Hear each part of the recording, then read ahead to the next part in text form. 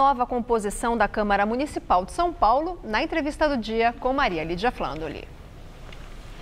Entrevisto a vereadora do PPS, Soninha Francini, de volta à Câmara Municipal de São Paulo, eleita com 40.113 votos.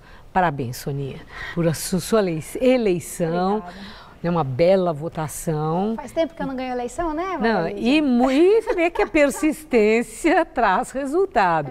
Muito boa sorte. Muito obrigada. Bom, vamos então assim começar exatamente com essa nova composição da Câmara, que tem passa uma renovação de 40%, 22 novos vereadores, nomes antigos, consagrados, muitos até com atuação interessante, mas não foram reeleitos.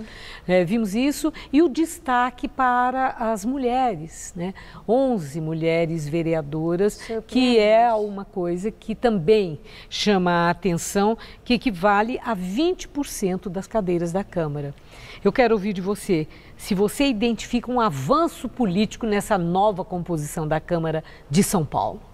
Identifico, mas não só pelo fato de haver novidades, porque as novidades podem ser ruins, né? Às vezes tem alguém eleito pela primeira vez, mas que faz parte de uma tradição, né? De uma linhagem, de uma dinastia, que tem ali o seu curral, e não é o caso. Tem muita gente que entrou agora e que realmente vem com uma visão diferente do papel do vereador, do que deve ser promovido, cultivado mesmo no legislativo, quer dizer, não é aquele vereador do buraco na rua, como a gente costuma dizer, não é o vereador que vai resolver alguns problemas pontuais. Vereador, vereadora... Ou do nome de rua, né? Vereador ou vereadora que tem uma visão mais do conjunto, da complexidade das coisas, menos vereador distrital. Não que seja um problema o vereador ter uma ligação mais forte com uma região do que com a outra, mas a gente não pode ter só vereadores assim. Há um número muito maior de vereadores assim, que legislam, que atuam em função do seu pedaço da cidade, em detrimento do restante. Tem vereadores assim, é natural que haja, sempre vai ter. Mas você precisa ter um número maior de vereadores pensando nas coisas mais complexas, duradouras, as coisas que vão além das fronteiras dos distritos e das subprefeituras. Bom, você tem experiência nesse universo do legislativo, mas também chamou a atenção a eleição de gente muito jovem. Né? E eu quero ouvir, assim, qual é a sua expectativa? Se isso é preocupante, por se tratar de pessoas que são absolutamente inexperientes nessa ação política, ou se é bem positivo por ser indício de novos tempos. Acho bem positivo pelo seguinte, quanto mais gente desacostumada entrar na Câmara, melhor. Porque um dos problemas muito sérios da Câmara Municipal é que todo mundo se acostuma às coisas serem do jeito que são. Então até os repórteres que costumam cobrir a Câmara cotidianamente, eles já não se espantam mais, ou eles já não se indignam mais com coisas com as quais deveriam se indignar. Então quando você entra pela primeira vez num plenário da Câmara, em plena sessão, e vê que o orador está falando sozinho e todo mundo está fazendo outra coisa, não tem ninguém no plenário prestando atenção no que o orador está dizendo, ele está falando mais para a Câmara da TV, Câmara, do que para o plenário. Aí os vereadores mais antigos ainda dizem, é estranho quando a gente vê isso pela primeira vez, né? Eu também me assustei quando eu vi isso pela primeira vez. Mas você parou assim mesmo, de se assustar? Dizer, Então os vereadores se acostumam, os assessores se acostumam, a imprensa se acostuma. Tem que chegar mais gente desacostumada para falar, nossa, que estranho essa coisa dessa votação simbólica, os que são favoráveis estão aprovados? Como assim? A gente imagina que as pessoas vão se manifestar contra, a favor, argumentar. E aí, quando você descobre que ninguém argumenta nada, que a maioria, 90% das vezes, a votação é simbólica e não tem nem ninguém no plenário, porque já está combinado mesmo, já tem um acordo que aquilo vai ser aprovado. Mas você acha que tem chance de mudar isso? Tem, desde que entre mais gente desacostumada. Mesmo que entrem pessoas com visões conservadoras ou com visões radicais, não é esse o ponto. Não é a posição ideológica, programática de cada vereador. É a posição da conduta mesmo dentro da Câmara você está falando Municipal. O modo de conduzir. Então, eu tive num debate com um vereador que, aliás, um candidato que não se elegeu, que é o Pedro Marcum, e uma das coisas que ele disse, um debate do PNBE, E uma das coisas que ele disse, se eu for vereador, eu vou exigir votação nominal em todas as votações. Uma coisa que parece tão banal, mas que faria toda a diferença no mundo. Sim. No mínimo, você teria realmente que ter uma maioria de vereadores presentes. Olha que coisa E para isso inusitada. é necessário o quê? Aí para esse tipo de exigência é via projeto ou isso é uma coisa normativa de regimento? Você até poderia mudar o regimento, mas para isso você teria que conquistar a maioria para fazer qualquer mudança no regimento. Agora, basta você usar o regimento, coisas que algumas pessoas fazem muito bem para o mal, mas você pode usar o regimento da Câmara para realmente fazer as coisas funcionarem melhor, sem precisar fazer alterações nas regras. Usar as regras com mais decência já faria uma grande coisa pela Câmara. Agora, Soninha, eu quero... Como é que você decodificou o recado do elevado percentual dos votos brancos, nulos e as abstenções em São Paulo? 38%.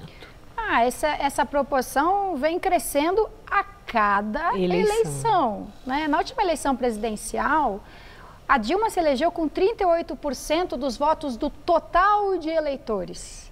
Se você somar as abstenções, né, ou não comparecimento, os brancos e os nulos, dá 37 milhões de votos. Ela teve 54. Se somar com os do Aécio, 80 milhões de pessoas não votaram na Dilma. Então, ela não foi superada pelo Aécio, mas pelo conjunto de não votantes, sim. Estou usando a Dilma porque esses números estão mais na minha cabeça. Mas essa conta também pode ser feita para o Dória, sim, agora os 38. Claro.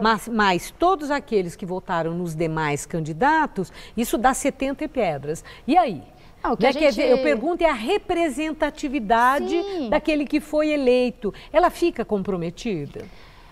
Na verdade, não. Porque ele pode se eleger com 90% dos votos, tanto quanto um vereador pode ter 200 mil votos, e o papel dele dentro da Câmara Municipal, ou a governabilidade do chefe do Executivo, não teria nenhuma correspondência com o número de votos obtidos. Tem muito mais a ver dentro da Câmara, né, com a capacidade de articulação política, com a disposição para o confronto, para sofrer um pouco, para não entregar tudo completamente logo de cara.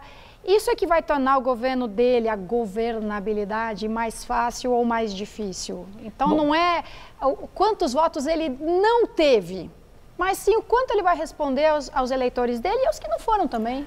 Bom, ele falou, né, que ele vai governar para...